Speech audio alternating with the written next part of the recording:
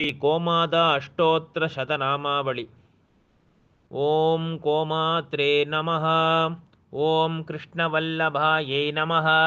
ॐ कृष्णायै नमः। ॐ कृष्णपारिजातायै नमः।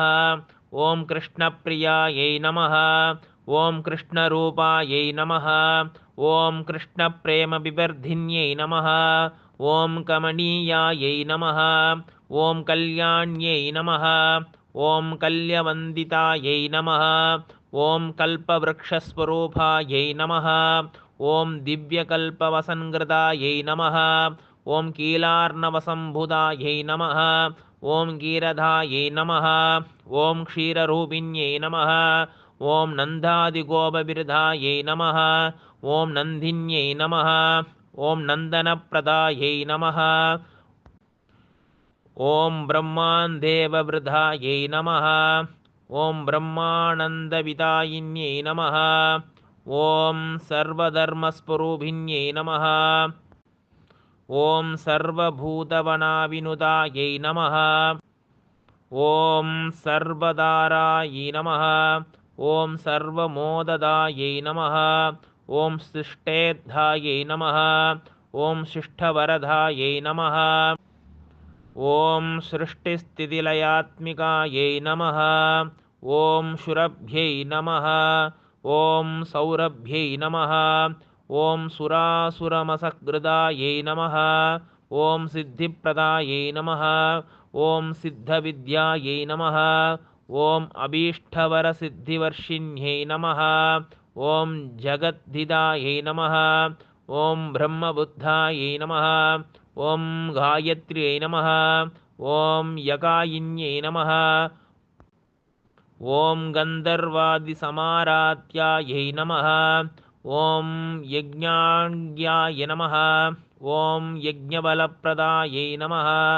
ॐ यज्ञेष्ट्यै नमः। ॐ यज्ञरूपिण्यै नमः। ॐ हव्यद्रव्यप्रदायै नमः। ॐ श्रीतायै नमः।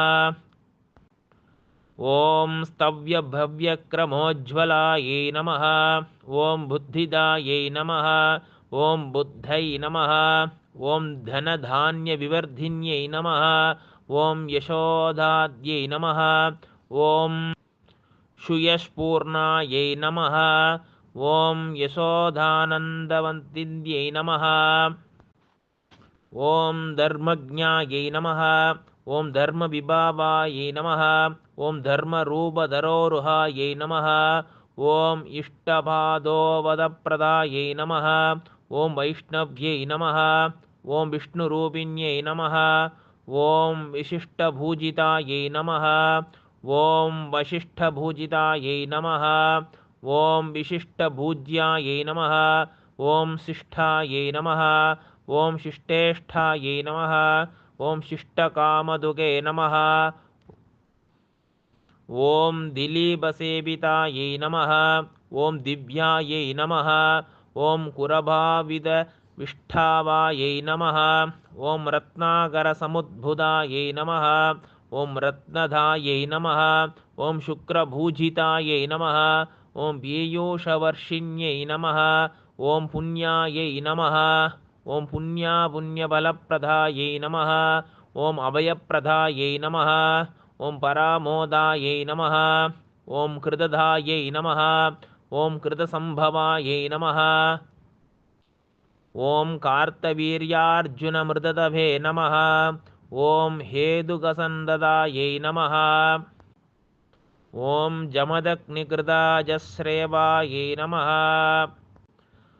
ॐ सन्तुष्टमानसायै नमः। ॐ रेणुकासेवितायै नमः। ॐ पादरेणुभावितभूतायै नमः। ॐ सौत्सायै नमः। ॐ मत्साकारादिभावितायै नमः।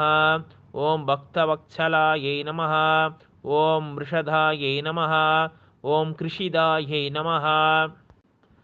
ॐ हेमशृङ्गाकृतशोभनायै नमः। ॐ त्रैलोक्यवन्दितायै नमः। ॐ भव्यायै नमः। ॐ भावितायै नमः। ॐ पवनासिन्यै नमः। ॐ बुद्धिमुक्तिप्रदायै नमः।